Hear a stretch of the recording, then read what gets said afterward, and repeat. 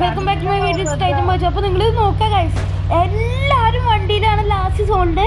നമ്മുടെ ടീമേറ്റ് ആണെങ്കിൽ ഒരു എനിമിയുടെ കാറിൽ കയറിയിരിക്കുകയാണ് ഗൈസ്. നമുക്ക് എന്താ സംഭവിക്കാൻ സത്യം എല്ലാരും ഒരുത്തൻ സോണോട്ട് വണ്ടിന്ന് ഇറങ്ങി. ഇതേ ഒരുത്തനിപ്പോ ചാവും.